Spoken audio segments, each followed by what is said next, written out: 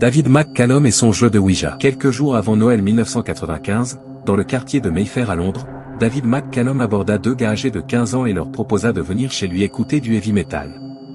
Étant passionnés par cette musique, les adolescents, Michael Irige et Stephen Cullen, acceptèrent l'invitation et suivirent ce nouvel ami plus âgé qu'eux. Une fois arrivés chez David, Michael et Stephen furent frappés par le désordre qui régnait à son domicile, où des disques d'Iron Maiden et de Metallica côtoyaient une montagne de livres, tous consacrés au tueur en série Charles Manson. Au centre de la pièce trônait un autel drapé de noir, avec des cierges allumés à chaque extrémité. D'un ton paisible, McCallum expliqua à ses invités qui semblaient perplexes. Cet autel est dédié à Satan.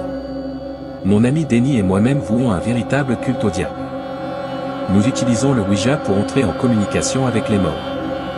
Tout fier, il montra du doigt le plateau de jeu posé au pied de l'autel et proposa une partie de Ouija. Intrigués, Michael et Stephen acceptèrent. Une fois Denny arrivé, les quatre jeunes gens s'installèrent autour du plateau de Ouija, assis par terre.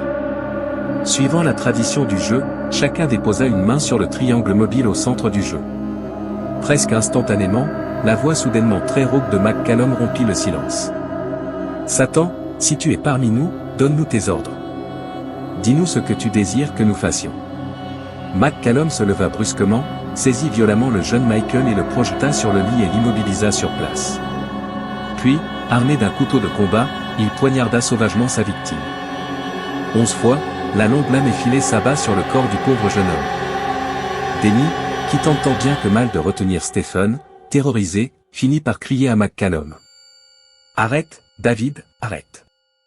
Il est mort. » Dans un sursaut, Stephen parvient à se libérer et s'échappe en courant. Une fois seul, David et Denny enveloppèrent le cadavre dans une couverture et décidèrent de le transporter dans le coffre de leur voiture et de s'en débarrasser dans une décharge publique. Peu de temps après, ils sont arrêtés grâce aux indications fournies par le jeune survivant du massacre. Il s'avère que les deux adorateurs de Satan faisaient déjà l'objet d'une double enquête psychiatrique et policière pour divers événements survenus dans le passé.